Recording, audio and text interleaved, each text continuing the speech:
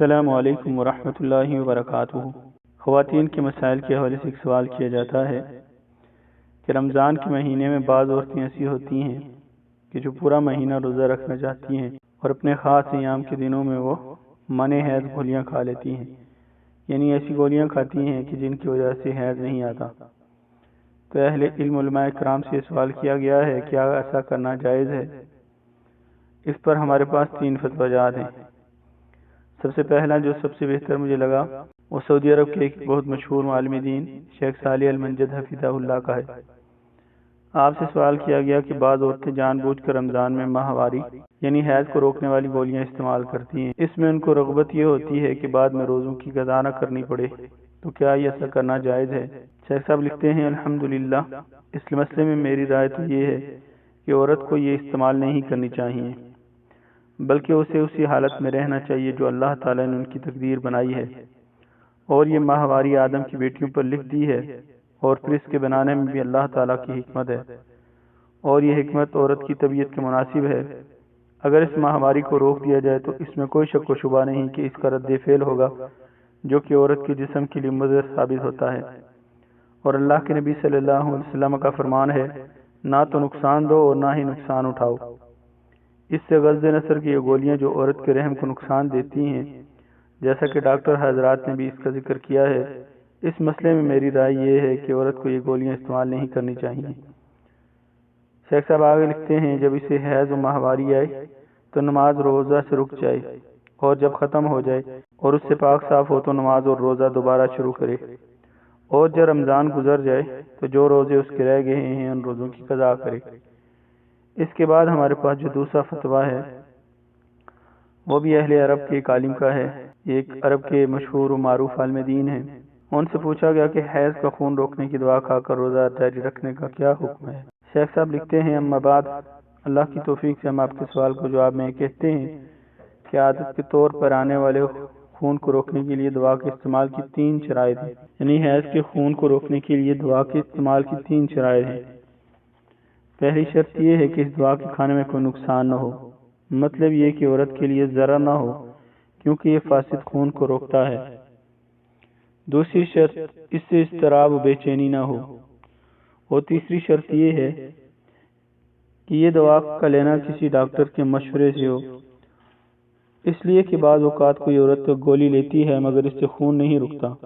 تو وہ متردد رہتی ہے، تو یہ اشکال و اضطراب پیدا ہوتا ہے کیا وہ پاک ہے کہ روزے رکھے یا حائضہ ہے کہ روزے نہ رکھے۔ بہرحال اگر عورت یہ گولیاں کھائے اور خون نکلنا بھی بند ہو جائے تو اس کے روزے صحیح ہیں۔ بعض بہنیں گولیاں کھا کر روزے بھی رکھ لیتی ہیں، پھر کہتی ہیں کہ ان دنوں کی قضا کروں گی، حالانکہ کوئی قضا واجب نہیں ہے کیونکہ اس نے کوئی روزہ چھوڑا ہی نہیں ہے، اور اس کے ان دنوں کے روزے بالکل ٹھیک تھے، لیکن پھر بھی ان گولیوں کے کھانے میں وہ شرائط لازمی ہیں جن کا ابھی ذکر کیا گیا ہے، لہذا چاہیے کہ کوئی نقصان نہ ہو، نہ ہی کوئی بے چینی ہو، اور ڈاکٹر کے مشورے سے گولیاں لی جائیں۔ شیخ صاحب مزید لکھتے ہیں کہ بعض بہنیں کہتی ہیں کہ میں یہ نہیں چاہتی مجھ سے کہیں خیر چھوٹ جائے، تو میں ان سے یہ کہوں گا کہ اگر آپ اللہ کے ہاں ملنے والے اجر کا استحضار رکھیں گی، اگرچہ عمل سے ممانت ہے تو بھی اللہ کی اطاعت ہی ہے، یعنی شیخ صاحب یہ کہنا چاہتے ہیں کہ جو آپ ممانت ہے آپ کو روزہ رکھنے کی تو بھی اللہ کا ہی حکم ہے،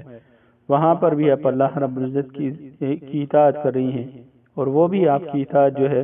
وہ آپ کے لیے ایک اجر کا باعث ہے۔ لیکن شیخ صاحب لکھتے ہیں پھر بھی اگر کوئی گولیاں لینا چاہے تو وہ لے سکتی ہے، لیکن شروط کے ساتھ، اور ان دنوں کے جو روزے اس کے ہوں گے وہ صحیح ہوں گے۔ اسی طرح تیسرا محدث فتویٰ ہے۔ سوال پوچھا جاتا ہے کیا میری جائز ہے میں رمضان مبارک کے آخری حصے میں ماہواری کو روکنے والی گولیاں کھا لوں